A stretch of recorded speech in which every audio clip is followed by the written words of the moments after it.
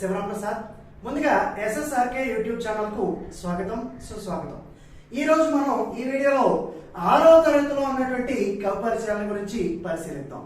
మరి 6వ తరగతిలో మొట్టమొదటి పాఠాన్ని కనుక మనం పరిశీలించినట్లయితే అమ్మ ఒడి అనేటువంటి పాఠం, అమ్మ ఒడి అనేటువంటి ఆ పాఠాన్ని గురించి మనం పరిశీలించినట్లయితే ఆ అమ్మ ఒడి అనేటువంటి పాఠాన్ని రాసినటువంటి కవి బాడిగ వెంకట నరసింహారావు. బాడిగ వెంకట నరసింహారావు. మరి ఈ బాడిగ వెంకట నరసింహారావు గారు అమ్మ ఒడి అనేటువంటి ఆ పాఠాన్ని రాయడం అనేది జరిగింది.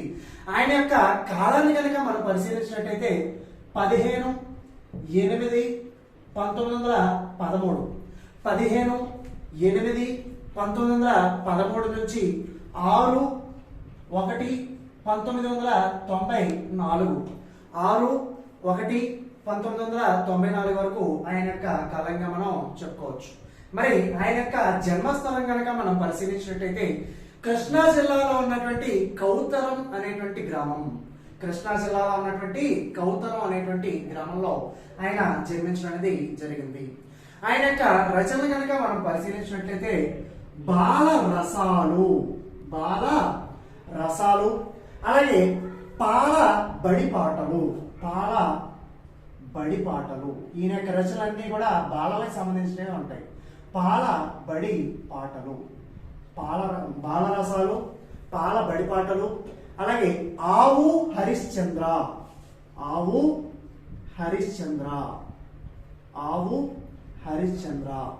అలాగే మరొక రచన కనుక చూసినట్టయితే బాలతనం,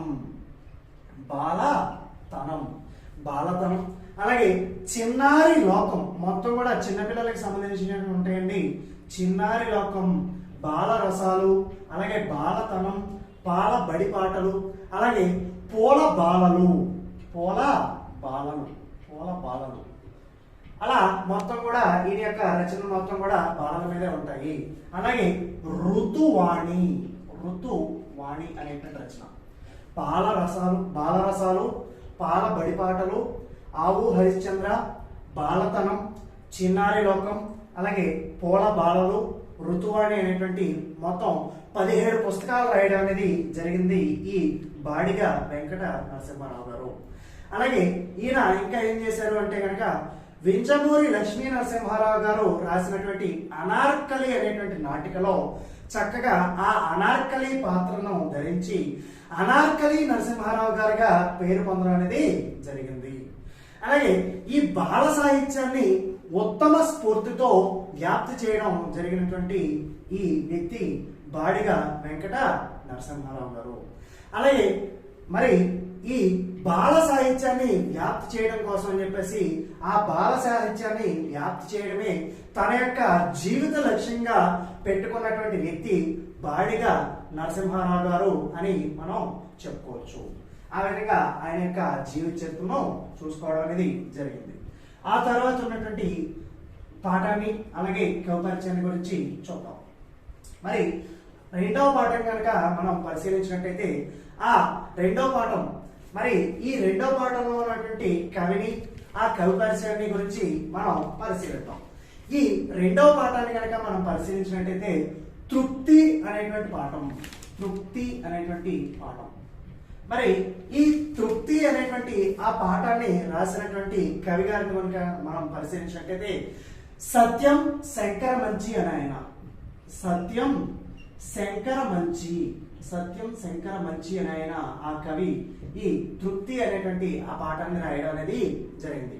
ఆయన యొక్క కాలాన్ని కనుక మనం పరిశీలించినట్టయితే 3/3/1937, 3/3/1937 నుంచి 21/5/1987 వరకు, 3/3/1937 నుంచి 21/5/1987 వరకు ఈయన యొక్క కాలంగా మనం చెప్పుకోవచ్చు.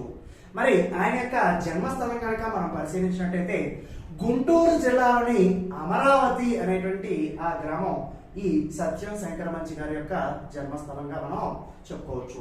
అలాగే మరి ఈయన యొక్క రచన కనుక మనం పరిశీలించినట్లయితే ఆయన అమరావతిలో పుట్టారు కాబట్టి అమరావతి కథలు అనేటువంటి రచనను చేపట్టడం అనేది జరిగింది. అలాగే ఇంకా మరొక రచన కనుక మనం పరిశీలించినట్లయితే కార్తీక దీపాలు. ఈ కార్తీక దీపాలు అలాగే అమరావతి కథలు ఆ రెండు కూడా కథా సంపుటాలు. ఇక్కడ మనల్ని అడిగేటువంటి ప్రశ్నలు పలానా రచన అనేది ఏ విధమైనటువంటి రచన అని అడగడం అనేది జరుగుతుంది. కథా సంపుటాలు. అలాగే మరొక రచన కనుక చూసుకున్నట్టయితే రేపటి దారి. అలాగే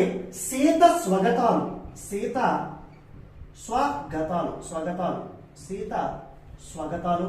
అలాగే ఎడారిలో కలువ పూలు.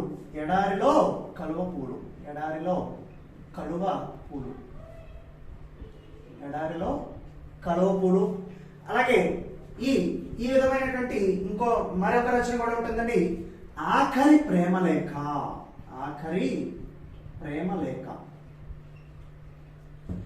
రేపటి దారి, సీత స్వగతాలు, ఎడారిలో కలువ పూలు, అలాగే ఆఖరి ప్రేమలేఖ. ఇవన్నీ కూడా ఈయన యొక్క నవలలు. అలాగే మరొక నాటకం ఉంటుందండి హరహర మహాదేవ అనేది నాటకం. మరొకసారి చూద్దాం. అమరావతి కథలు, కార్తీక దీపాలు కథా సంపుటాలు, రేపటి దారి, సీత స్వగతాలు, ఎడారిలో కలువ పూలు, ఆఖరి ప్రేమలేఖ నవలలు, హరహర మహాదేవ ఇది నాటకం. ఈ విధమైనటువంటి రచనలో మన సత్యం శంకరమంచి గారు రాయడం అనేది జరిగింది. అలాగే దిన వారపత్రికల్లో చాలా రకాలైనటువంటి వ్యాసాలు రాయడం అనేది జరిగింది. అలాగే 1979 సంవత్సరంలో అమరావతి కథలు అనేటువంటి ఆయన యొక్క రచనకు రాష్ట్ర ప్రభుత్వం చేత రాష్ట్ర సాహిత్య అకాడమీ అవార్డు అనేది అందుకోవడం అనేది జరిగింది. మరి ఆ విధంగా రెండో పాఠంలో ఉన్నటువంటి కవిని చూడడం అనేది జరిగింది. ఆ తర్వాత ఉన్నటువంటి పాఠం అలాగే కవిని పరిశీలిద్దాం. మరి ఆ తర్వాత ఉన్నటువంటి పాఠం మూడవ పాఠం మా కొద్దీ తెల్ల దొరతనము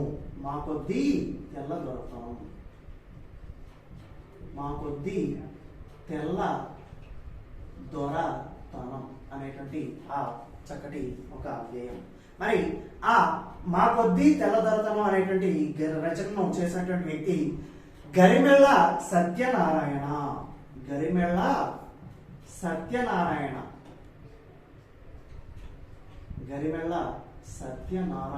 అనే ఆయన ఈ మా కొద్దీ తెల్లదొరతనం అనేటువంటి రచనను చేయడం అనేది జరిగింది.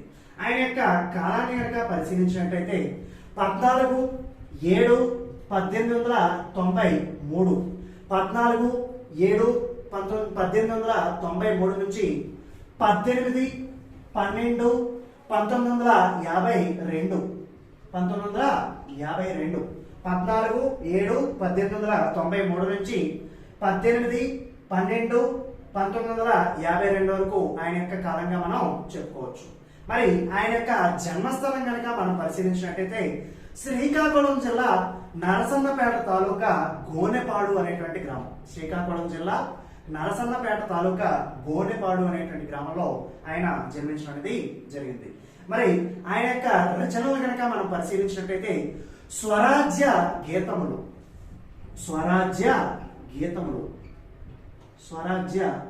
గీతములు అనేటువంటి రచన.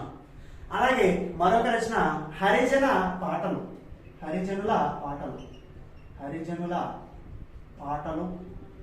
అలాగే మరొక రచన కనుక మనం పరిశీలించినట్టయితే ఖండ కావ్యాలు అనేటువంటి ఒక రచన. అలాగే మరొక రచన బాల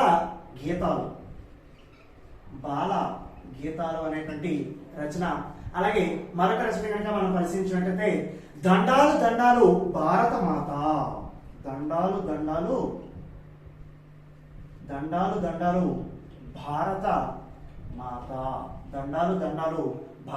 అనేటువంటి రచన.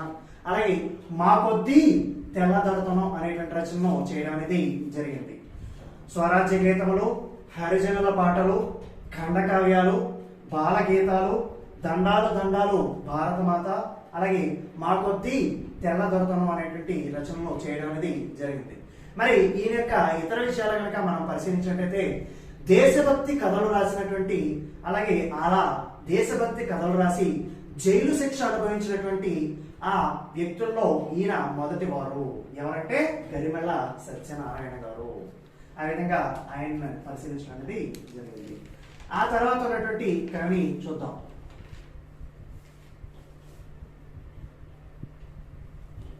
ఆ తర్వాత ఉన్నటువంటి పాఠం 4వ పాఠం సమయస్ఫూర్తి. సమయస్ఫూర్తి అనేటువంటి పాఠం. మరి ఈ సమయస్ఫూర్తి అనేటువంటి పాఠాన్ని కనుక మనం పరిశీలించినట్లయితే కందుకూరి వీరేశలింగం గారు ఈ సమయస్ఫూర్తి అనేటువంటి ఆ పాఠాన్ని రాయడం అనేది జరిగింది. మరి ఆయన యొక్క జన్మస్థలం కనుక మనం పరిశీలించినట్లయితే రాజమండ్రి, తూర్పుగోదావరి జిల్లాలో ఉన్నటువంటి రాజమండ్రి. ఆయన యొక్క కాలాన్ని కనుక మనం పరిశీలించినట్లయితే 16/4/1848 16/4/1848 నుంచి 27/5/1919 వరకు ఆయన యొక్క కాలంగా మనం చెప్పుకోవచ్చు. మరి ఆయన యొక్క రచనలు కనుక మనం పరిశీలించినట్లయితే రాజశేఖర చరిత్ర అనేటువంటి రచనను చేయడం అనేది జరిగింది. అలాగే సత్యరాజ పూర్వదేశ యాత్రలు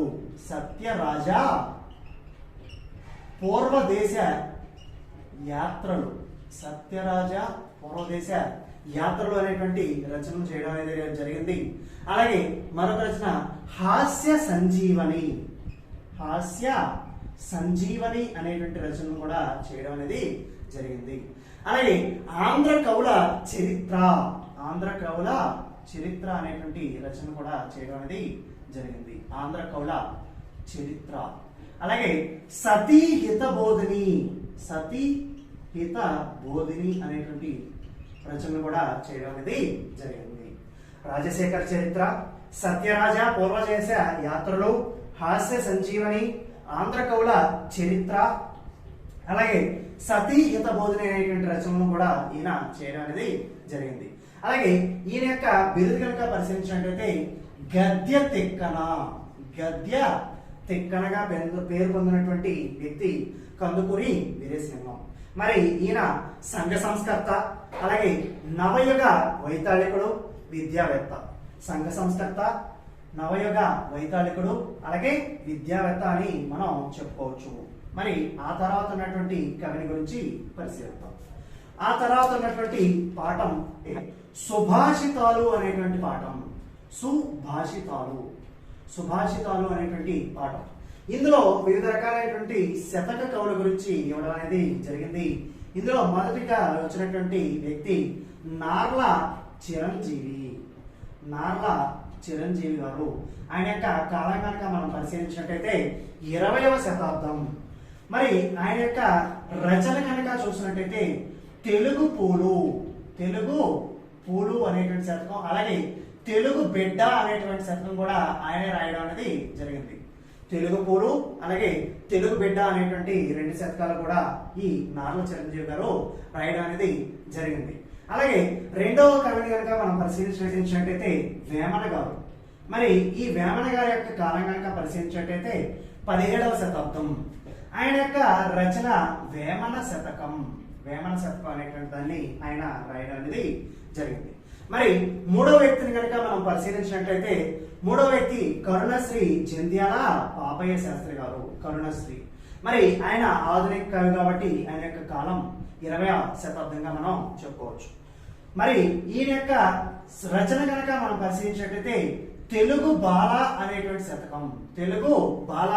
శతకాన్ని రాయడం అనేది జరిగింది. తర్వాత ఉన్నటువంటి కవిని కనుక మనం పరిశీలించినట్లయితే తిక్కన గారు. మరి ఈ తిక్కన గారి యొక్క కాలాన్ని కనుక మనం పరిశీలించినట్లయితే 13వ శతాబ్దం. అలాగే ఆయన యొక్క రచన కనుక మనం పరిశీలించినట్లయితే ఆంధ్ర మహాభారతం అనే దాన్ని ఆయన రాయడం అనేది జరిగింది. అలాగే 5వ కవిని కనుక మనం పరిశీలించినట్లయితే పక్కి అప్పల నరసయ్య. పక్కి అప్పల నరసయ్య అనేటువంటి ఆయన ఆ తర్వాత వచ్చినటువంటి కవి. ఆయన యొక్క కాలం కనుక మనం పరిశీలించినట్టయితే 17వ శతాబ్దం. మరి ఆయన యొక్క రచనలు కనుక మనం పరిశీలించినట్టయితే కుమార శతకం, అలాగే కుమారీ శతకం, కుమార శతకం అలాగే కుమారీ శతకం అనే దాన్ని ఆ పక్కి అప్పల నరసయ్య గారు ఆయన రాయడం అనేది జరిగింది. అలాగే 6వ కవిని కనుక మనం పరిశీలించినట్టయితే పోతులూరి వీరబ్రహ్మేంద్ర స్వామి, పోతులూరి వీరబ్రహ్మేంద్ర స్వామి అనే ఆయన మరి ఆ తర్వాత ఉన్నటువంటి కవి. మరి ఆయన యొక్క కాలం కనుక మనం పరిశీలించినట్టయితే 17వ శతాబ్దం అని చెప్పుకోవచ్చు. ఆయన యొక్క రచన కనుక మనం పరిశీలించినట్టయితే కాళికాంబ సప్తశతి, కాళికాంబ సప్తశతి అనేటువంటి రచనను రాయడం అనేది జరిగింది. మరి ఆ తర్వాత ఉన్నటువంటి వ్యక్తి కంచెర్ల గోపన్న, కంచెర్ల గోపన్న. ఈ కంచెర్ల గోపన్ననే మనం భక్త రామదాసు అని చెప్పుకోవడం కూడా జరుగుతుంది. ఆయన యొక్క కాలం కనుక మనం పరిశీలించినట్టయితే 17వ శతాబ్దంగా చెప్పుకోవచ్చు. మరి ఆయన రాసినటువంటి శతకం దాశరథి శతకం, దాశరథి శతకం. అలాగే తర్వాత ఉన్నటువంటి కవి మారద వెంకయ్య, మారద వెంకయ్య. మరి ఈ మారద వెంకయ్య గారి యొక్క కాలం కనుక మనం పరిశీలించినట్టయితే 16వ శతాబ్దంగా మనం చెప్పుకోవచ్చు. మరి ఈయన యొక్క రచన కనుక మనం పరిశీలించినట్టయితే మారద వెంకయ్య గారి యొక్క రచన భాస్కర శతకం, భాస్కర శతకం అని మనం చెప్పుకోవచ్చు.